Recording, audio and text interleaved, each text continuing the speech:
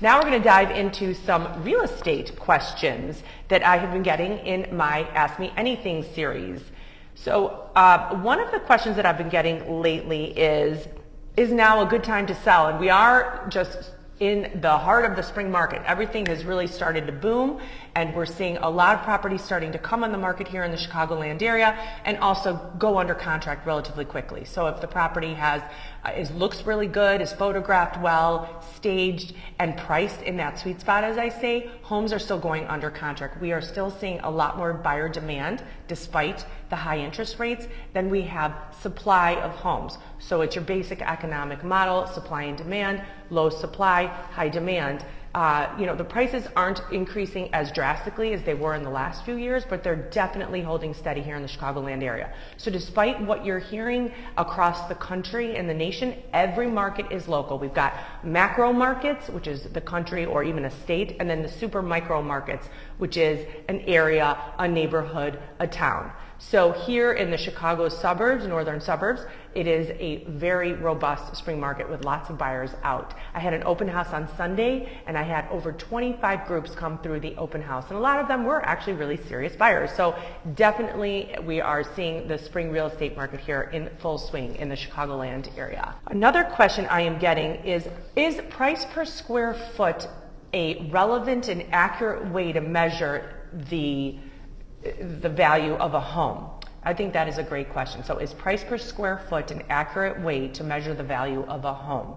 That is a very tough question. I can see how my analytical minds and my mathematical clients would really like to use that as a gauge for pricing and determining whether a home is properly priced. But honestly, it's really difficult to use a price per square foot model, and here's why. Every home is different. And not all homes have the same features nor the same upgrades.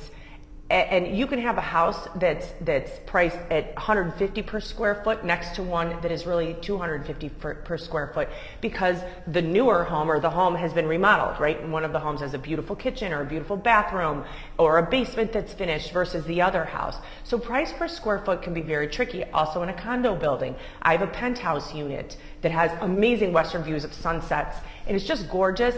And the issue with that is the lower units on the first floor and second floor aren't as extraordinary as far as views, so the price per square foot is not going to work in that regard. So price per square foot can be really tricky. I would really recommend that you talk to a local real estate agent and ask them if that is a good gauge.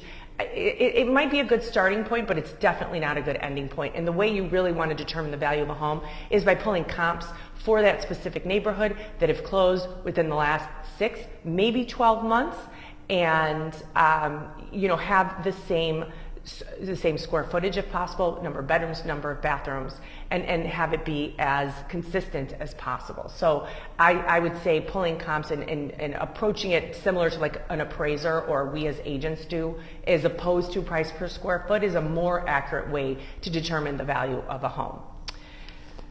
Let's see. So I am getting questions on some houses are sitting. Why is that? I thought it was a robust market. Why do we still see some homes sitting and not selling?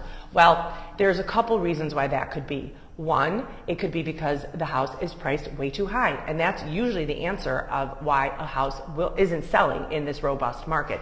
If a seller comes out of the gate really way too high, the first few weeks of a home being on the market are the busiest. We have like a parade coming through. Everyone that's interested, ready, willing, and able to buy are coming through the home. They're excited, and if they feel the price is too high, they just won't bid. They just won't put an offer in. So your first couple of weeks on the market are truly your most important. And if you price too high, then you're chasing the market. You're going lower every 2 weeks, every month, and you're chasing the market as opposed to just coming out the gate at that right price. Another reason why a home may not be selling right now is because maybe it doesn't show very well, right? It's really important for a seller to take the time and it's important for a seller to take the time and get their house ready for the market.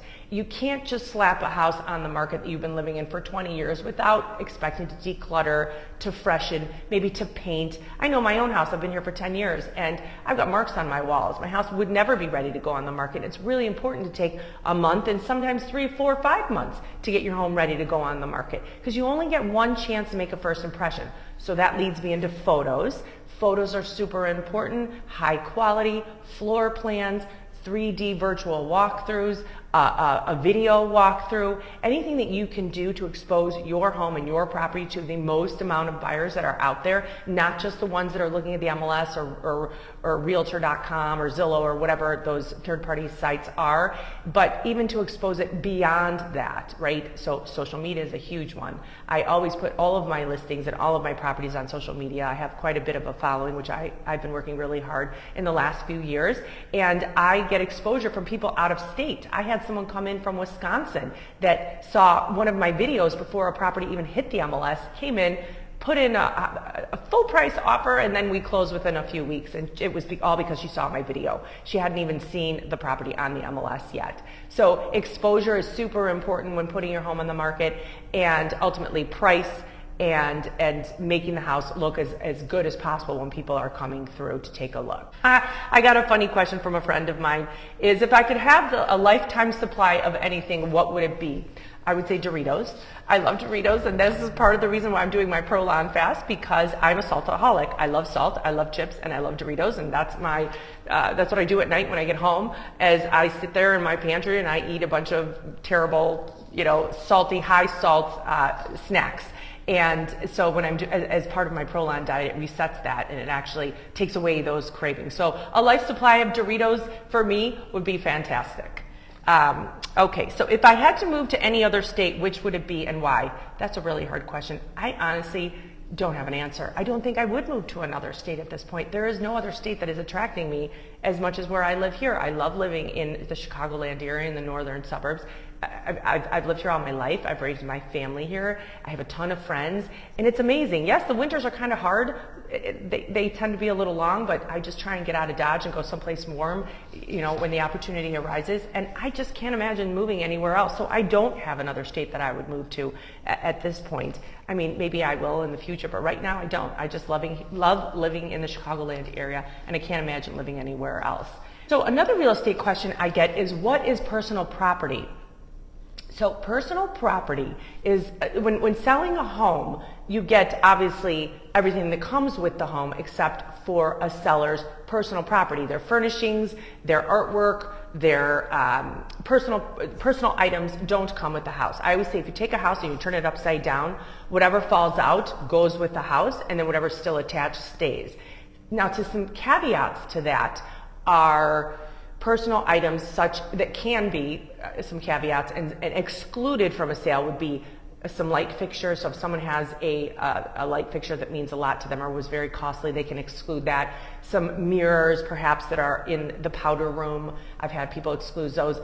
Sconces, I've actually even had people honestly exclude or ask if they could take a rose bush or some sort of peonies bush that has been in their family forever. The important thing to note with personal property is it's imperative to tell your agent ahead of time. So I have a listing now that I just put on, and she wants to exclude 2 sconces and a beautiful powder room mirror that's above the sink. We are writing that into the MLS. It is in black and white. Please exclude the 2 sconces in the dining room and the powder room mirror, so that there are no questions, there's no gray area, and then there's no trouble later when the house actually goes under contract and all of a sudden the buyer's like, well, where's the mirror that I thought was above the powder room sink? That's excluded. And as a seller, if you are going to exclude those types of things with chandeliers or mirrors, I would say just take them down, start packing them away, and replace them with something else. It's really hard for buyers when they come through and they see these beautiful light fixtures or mirrors, and then all of a sudden, you're noticing that things are starting to get taken away, and they feel a little well, why are they removing all of these beautiful things that are in the property? So as a seller, I would say remove the personal property that you want to take with you, like chandeliers or light fixtures or mirrors,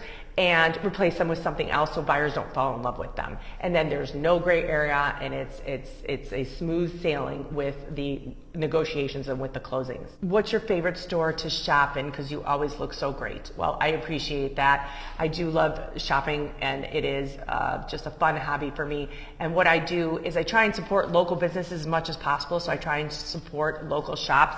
I will do a shout out to a couple of my favorite ones right here. Margot's Boutique, the Country Cobbler, believe it or not, here in Glenview. It's not country, so I was a little intimidated by going in there, but they have amazing, beautiful things. Of course, I always like to go to my Von Maur here in the Glen, Nordstrom's, Bloomies, and then I do a lot of online shopping because it's just easier, right? Just like everybody else, a little bit of Amazon.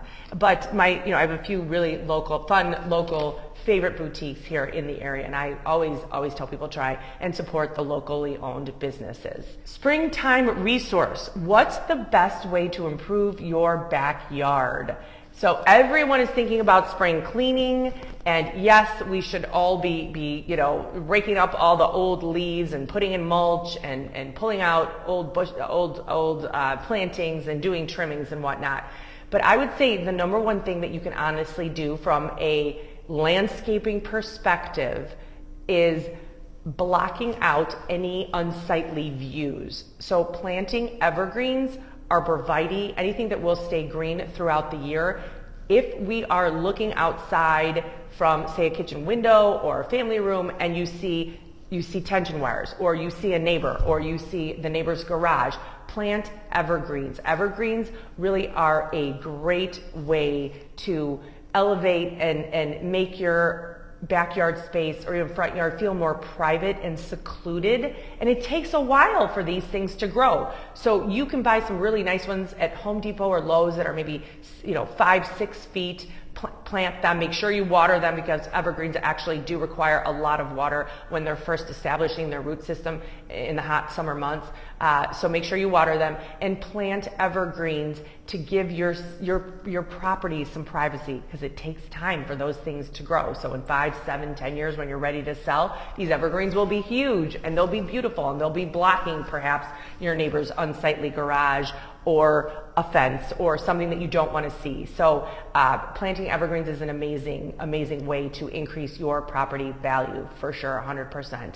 Curb appeal is super important. So also when you're walking up to the front door, a lot of these overgrown bushes, trim them down, remove them, just plant some nice like boxwoods or grasses or some beautiful blooming flowers. I also always like to get in the spring from Costco or one of the Home Depot or Ace, a big beautiful planter all ready to go with all of the flowers for the season, and put a couple of them on a porch or in an entranceway to welcome a buyer into the property, because there's nothing better than fresh evergreen flowers and blooming things to really appeal and draw people into a home. Let's see what I am getting. Cleanup, yes, for sure. You have to do the cleanup. And someone is asking me, what's the deal with not mowing until after Mother's Day? So Glenview, the Village of Glenview, is doing a big push on please don't mow until after Mother's Day. This is to help the indigenous bees and the things that really need time to grow. So if we're mowing down all of those, everything that's been sitting there protected over the winter months, like our bees and certain bugs and things like that need to be protected. If you're mowing before Mother's Day, they don't have an opportunity to thrive and to come out and bloom. So Glenview, like I said, is having a big push for not mowing until after Mother's Day. And I know there is a thing here in Zone 5 too, that we really shouldn't plant any flowers until Mother's Day. I've done it before. I've gotten so excited with some warm weather. I plant my flowers and then we get a freeze, and then they die and I have to start over. So it's really important in Zone 5 to wait until after Mother's Day or right around Mother's Day to plant all of your annuals, so there is no threat of frost, and that they can grow and have a great planting season. Is Karl Lager opening soon in the Glen? Chuck Lager, actually, not Carl, it's Chuck Lager, and it is. They had a lovely reception on Friday for some Glen residents. I wasn't able to attend, but I know some of my neighbors went, and they said the food was fabulous. It was amazing service and great entertainment. They're officially opening, I believe, today. It's Tuesday. So Chuck Loggers is finally opening in the Glen. And then we're getting another restaurant in downtown Glenview here in a couple of years. The owners of Sophia Steak in Wilmette are opening. We're not sure if it's another Sophia Steak or what it's going to be called, but one of their restaurants here in downtown Glenview. So it's very, very exciting. Absolutely. So always good things happening here in the northern suburbs. Let me see. What else can I answer for all of you guys? So here is an interesting question. How did I meet my husband? I'll be married 25 years here in September, and I met my husband at work. He was an IT guy, I was in corporate marketing, and we met in an elevator, although he doesn't really remember meeting me. I do remember meeting him, and then we officially met at a holiday party that the company had, and we've been together ever since, almost 25 years, 4 kids, and 2 dogs, and a cat. And yeah, so lived here in Glenview almost the entire time. We were in the city first and then decided to migrate up to Glenview. So why did we pick Glenview and the northern suburbs? Why did we choose this area to move to from the city of Chicago? Well, we loved the city. We had a great time there. But once we started having kids, I just wanted easier life. I just wanted things to be simpler for me. So we decided to move up, and we looked at a lot of the surrounding suburbs. Alex's parents were in Skokie at the time, then they moved to Buffalo Grove, and mine were in Highland Park. And so we both were working. I was working a corporate marketing job, and he was still downtown, or is downtown, was working downtown. So we wanted a quick train ride, 35, 40 minutes on the train to be able to get from the suburbs to our job. And we looked in Wilmette, and we looked in Winnetka, we looked at Northfield, we did look up in Deerfield. At the time, Northbrook was super expensive and outside of our price range, and we landed on Glenview in the Glen because, you know, we just felt that we could maximize our dollar and get the most amount of money in a new construction in the Glen. And this was now 20 years ago, and we've now owned 2 homes in the Glen, and we upsized around 10 years ago when we started to grow out of our 2,900 square foot house and bursting at the seams with 4 kids and the dogs and all that. And so we upgraded, but we've loved living here. It's been amazing, and I highly recommend it. This is one of my favorite suburbs. It's close to everything. It's diverse, and you know, we're 20 minutes from O'Hare, 35 minutes, a quick ride to the city. We're 15 minutes from the beach, 15 minutes from Ravinia. It is like, it's Disneyland for families, as I say. And that brings me to another question that I get often is, Vittoria, we're looking at new construction. Should we purchase a new construction versus a home that's perhaps a little older and needs some rehab work? Well, of course, that is a very, very personal thing. I will say right now and today, new construction is very, very expensive. The builders have had to build in the last few years, have paid top dollar for the land that they're building on or a tear down, and then the cost of goods to build these homes, the actual lumber and drywall and paint and everything that goes into building a home has gotten more expensive with the inflation we've seen over the last few years. So if you're looking for a new construction, you can expect that the new construction will be smaller, less square footage inside, will have less square footage on the lot, and it will be pretty costly. Now, yes, everything is shiny and new and beautiful, but if you're looking to maximize your dollar, I would recommend going into an older home that perhaps needs some updating. As long as it's in a location that you love, because the number one rule of real estate, as you always hear me say, is location, location, location. You cannot change the location. You can change the finishes inside once you get inside of a home, right? So, you know, in downtown Glenview, Dews, Linham, and Henley, you can buy beautiful brand new construction for $1.5 million. Now, the house is significantly smaller, perhaps a detached car garage. The lot is smaller. Or you can go in East Glenview or the Glen or in Heatherfield or in Swainwood and get a home for about the same price that needs some updating, but the home will be bigger. It will have more square footage, and the lot will be bigger as well. So it's really a personal choice, and I understand the glamour and the attraction with a brand new construction that's shiny and new and exciting, but honestly, getting a home that is bigger perhaps or in a better location and then slowly rehabbing it over the years might actually be a better investment for you and your family. Absolutely. Okay, let me see if there's any more questions here. I have any more questions? Let's see. Planting advice, resources, backyard. where I shop, personal property.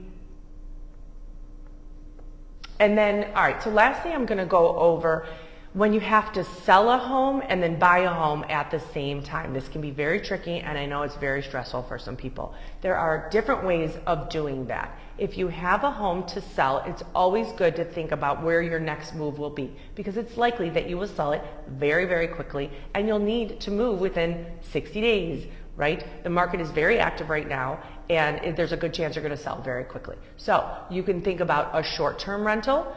There's plenty of them here in the area, in the northern suburbs. You'll have to put your belongings in storage and live in a short-term rental, or you can do a longer-term rental. You can do a 6-month, 9-month, a year rental so that you have time to purchase, right? You can also explore the option of a bridge loan. This is what we did when we purchased our home. Yes, they are a little bit more costly, but for us it was absolutely worth it. So we were able to close on our new house and begin the moving in process before we actually closed on the old property. So I had the old property under contract. I got a bridge loan for the new house. We closed on the new house. I did some rehab work. We moved in. It was maybe for about a month to 6 weeks. And then we closed on the old home, on our previous home. So that was amazing for me and my family, and I never would have been able to do the move in one day like most people do. It is very stressful. We just had way too many things going on, and I wanted to take the time to rehab my house. So you really should have a plan and work through a plan. Moving in with family, sometimes people will move in with family temporarily until they find a new home. Or if you have the opportunity to put an offer in on a new home, get a bridge loan, and then sell your existing home. So as I said before, properties, if they look good and are priced right, will sell very quickly here, and you're likely not to have to be holding both homes for very long, maybe 6 weeks or so.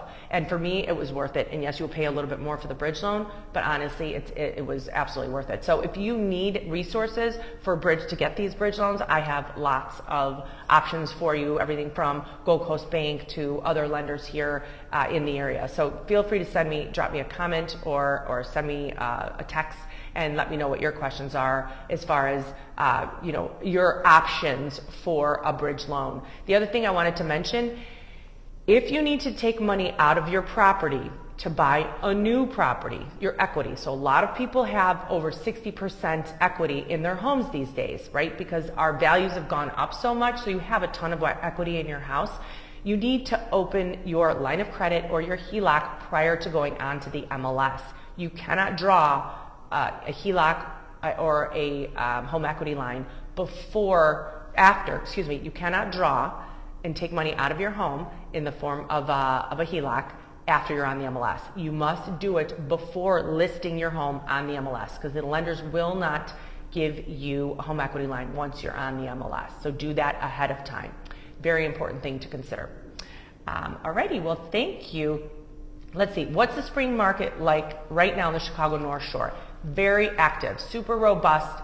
I had an open house, as I was saying earlier. I had an open house in the Glen on Sunday for a couple of hours. We had 25 groups come through. People from the city, people from out of town, people moving here from Ohio and Iowa and even Wisconsin, and checking out the area and wanting to see the home. So 25 groups is a great open house for a Sunday. Properties are selling very, very quickly here in the northern suburbs of Chicago because there's just not a lot of inventory, and there is still a lot of buyer demand. And as interest rates start to go down, and they have gone down a little bit, as we all know, in the last week, that just makes buyers even more excited to purchase because they can lock in a little bit lower than they were able to previously. So there's not a lot of homes for sale right now, and if you're thinking about putting your house on the market, I'd say it's imperative to talk to a local real estate agent and ask them and get everything ready and everything queued up on getting your home on the market. The most active months here in the Chicagoland area are between March